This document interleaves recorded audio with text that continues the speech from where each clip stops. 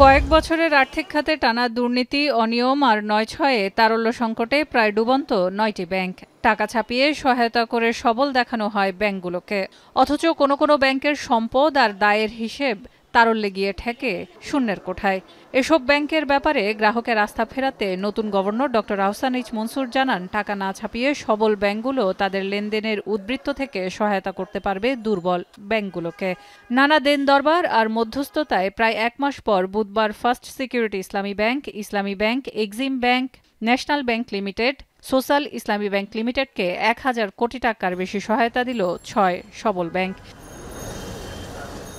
কোনো কোনো ব্যাংক একাধিক ব্যাংক থেকেও ঋণ পেয়েছে। এর মধ্যে সিটি ব্যাংক ৩টি প্রতিষ্ঠানকে ৭০০ কোটি টাকা ও মিউচুয়াল ট্রাস্ট ৩টি প্রতিষ্ঠানকে ১৫০ কোটি টাকা ঋণ দিয়েছে। দাতা ব্যাংকের তালিকায় রয়েছে eastern bank limited, Dutch Bangla, Bengal ও রাষ্ট্রায়ত্ত সোনালী ব্যাংকও।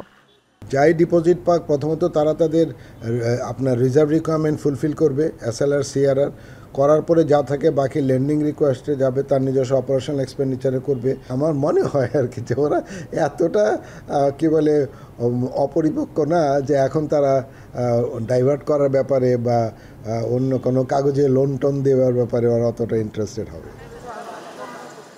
বাংলাদেশ ব্যাংক জানিয়েছে, নিজেদের সক্ষমতার উপর নির্ভর করে ও গ্রহীতা ব্যাংকের চাহিদার ভিত্তিতে ব্যাংকগুলো নিজেরাই ঋণের অঙ্ক ঠিক করেছে। তবে ঋণের অর্থ যেন সঠিকভাবে ব্যবহার হয় সেদিকে লক্ষ্য রাখছে কেন্দ্রীয় ব্যাংক। বাকি ৪ দুর্বল ব্যাংকও ঋণদাতা ব্যাংকের সাথে চুক্তির ভিত্তিতে বাংলাদেশ ব্যাংকের গ্যারান্টি সহায়তা পাবে।